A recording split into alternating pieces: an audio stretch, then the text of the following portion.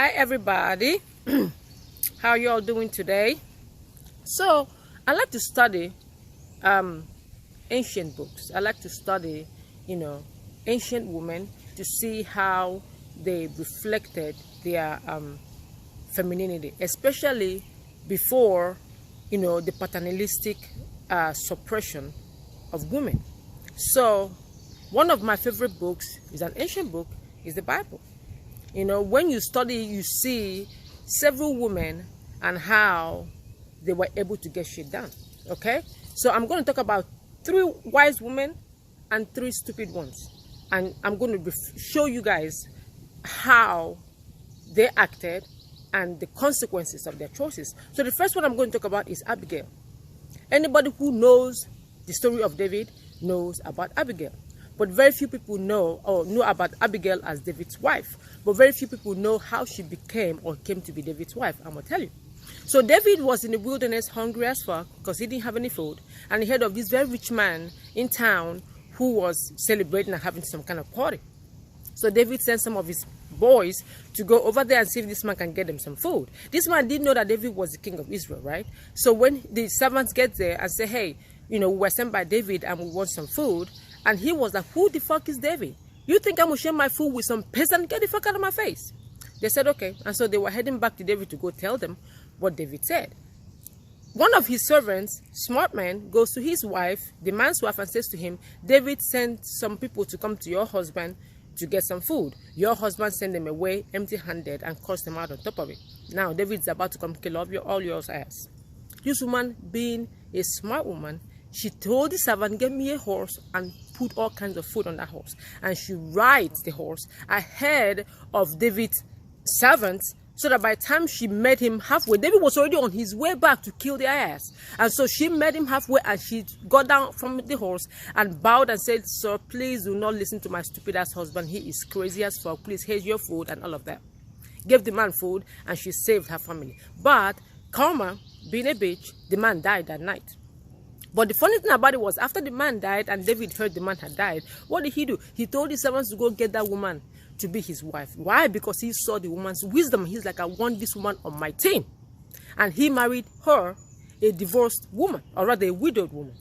See that? See how she handled shit? With wisdom and humility. The next person is Esther.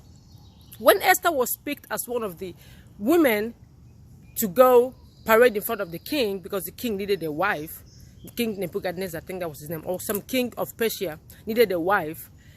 Even though she was the most beautiful girl in town, she was the most beautiful, hands down. But when she gets there, she humbled herself under the direction of the man who was the direct caretaker of all the king's women. He listened to her and let him tell her what she needed to do to prepare herself. She didn't go up in there and say, listen, boo, I am the hottest chick in town. You ain't finna tell me nothing. I know exactly what to do. Like some women would do nowadays. No, she listened to him. And she did exactly what he said. And guess who the king picked out of thousands of women? Her ass. What do you learn from that story? Humility and being able to listen to wisdom, being humble in spirit, because it's only by being humble that you can learn from other people. You cannot learn from other people if your ass is full of pride. The third person is Naomi and Ruth. We all know about the story of Ruth, right? How, she was, working with her mother-in-law, and how her mother-in-law told her what to do with this other man. Meanwhile, the man had already seen her working. When the guy who was, what's his name, Boaz, saw Ruth the first time, Ruth was working in the field. And he told his boys, make sure that you leave some things here for this lady to pick up, because I don't know who she is, but I see her here working all the time. So he already saw her working. And so when the mother said, or the mother-in-law said, I know you need a husband, listen to me, let me tell you what to do. She wasn't all up in like, I don't need me, no man, I got this shit handled. You don't tell me what to do, I know what to do. No, she listened to the woman. And she went and laid down beside the man's feet, as the wise old woman told her. And what happened? He got up in the morning, he married her ass, and guess what? She became the mother-in-law, or rather, she was the grandmother, she was the grandmother of David. Did you know that? She bet Obed, who was the father of David. See, so history rewards wise women. Let's talk about the stupid ass ones. Let's talk about the stupid ass ones. You know, before King of Persia wanted to get a new wife, he had a wife, and her name was Vashti. So one night, this king was having a party. He was drunk as fuck, and he said to his servant, "Go bring my wife. I need to show her off to all my friends because she is so beautiful, and I want all my friends to see how beautiful she is." And he was drunk, right? So, and he said this in front of everybody. So when the servant went to call the wife, to get the wife was like, "What? Me? Come on, is it crazy? Tell him I ain't coming. What do you mean? Me want me show me off in front of your friends? What the fuck? I'm coming. Ain't coming." So the servant came down to the king and said, "Well, your wife says she ain't coming." In front of all his friends.